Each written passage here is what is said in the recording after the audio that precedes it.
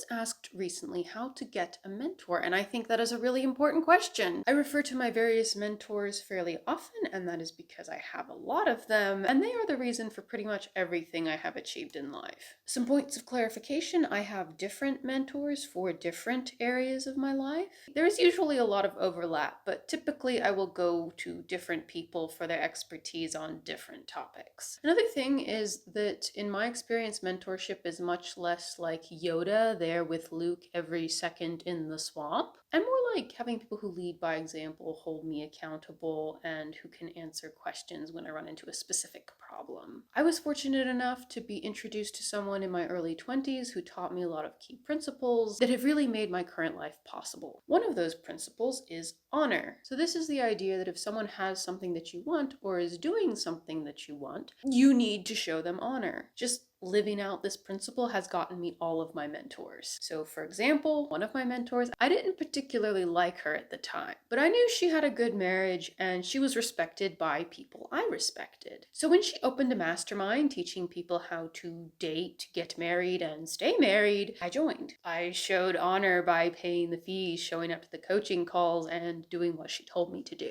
Now, years later, I got a great mentor out of it, plus a pretty cool husband. That is the mentor who introduced me to husband, in case you hadn't guessed. Another one of my mentors, I followed her music for a really long time. I had a lot of respect for what she was able to do creatively and in business as a homeschool mom of 5. I followed her on social media, bought her CDs and wore her merch because I liked them, yes, but also because I admired her, and it was my way of paying homage to greatness. A few years later, she opened up a coaching program for creatives. I joined, and as the direct result of her coaching, I am now a full-time author. Brandon Sanderson is someone I try to show honor by buying his books, buying his merch, and being a supportive fan. Brando Sando has no idea who I am, and I am perfectly fine if he never knows who I am. There is nothing I am waiting for Brandon Sanderson to do for me, but I want what he has, so I do my best to honor him, what he has, and what he has accomplished in whatever small ways I can. There are big name authors who have been incredibly kind and generous toward me, and I